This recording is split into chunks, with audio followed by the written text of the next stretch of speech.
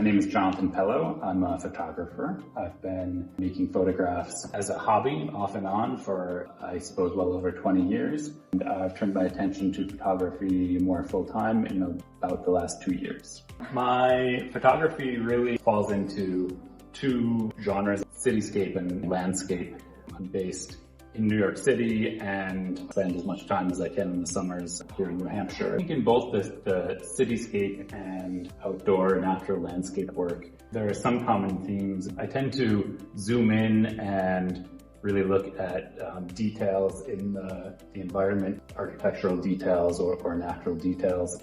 And I like to really zoom in and kind of isolate the details from their environment and abstract them a little bit. So for example, in these two architectural shots, they're clearly architectural, they're clearly buildings, but you don't necessarily see them in their architectural context right away. Zoom in and look at the kind of the sculptural forms and the details of the construction, and also especially the layers of reflections in the glass. I think of it as slowing down, looking at something that you might walk past every day, but stopping and really looking more carefully and kind of appreciating the details or exploring the details of it in a way that we tend to gloss over in our day-to-day life walking by the world around us. In a lot of my outdoor or natural environment landscape work, I think that in some ways I'm interested in the same kind of approach. So you might take a walk in the woods and see trees and birch bark on the ground, and you see it at a glance, you take it in, you think, I know what this is. This is a bit of forest I'm walking by, but it's like every step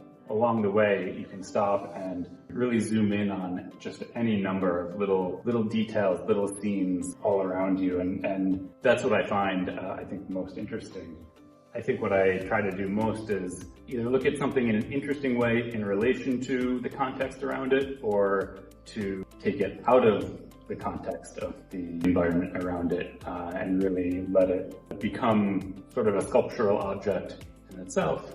This one is actually a little bit of a counterpoint, I guess, in that it is more of what I would think of as a landscape shot. It's a wider view. It will always stand out as one of my favorite shots that I've taken here in New Hampshire on Squam. It's a view that I see quite often from my family's home on Squam, looking west across the lake, and the layers of mountains receding into the distance with the Kimball Island and Center Harbor Neck tree lines in the foreground are a scene that in every different lighting condition, every different sunset, it always looks a little different. And this particular shot was actually taken about 5 years ago, very cold morning. It's actually Christmas morning, and there was freshly fallen powdery snow blowing, kind of whipping across the lake in the wind. So what looks like clouds or fog is actually blowing snow in this shot. It's a piece that has a strong connection for me to New Hampshire and Squam. My work is all digital. I shoot on a digital mirrorless camera with a small kit of lenses. My go-to tends to be telephoto lenses because I like to zoom in and get kind of tight views, isolating details. So I usually have a telephoto lens on the camera, and I like experimenting with super long lenses, really getting far away and zooming in from a distance. I edit to some extent. My editing process focuses primarily on lightening, darkening parts of the image, adjusting contrast, composition, the kinds of things you would traditionally do in a dark room with film processing. So I don't do a lot of manipulation of the image beyond adjusting or enhancing or drawing out the focus of what's already there. One of my influences in my photography, I think, is my experience working in theater. Before I turned, in the last couple of years, full-time to photography, my professional experience is in theater production.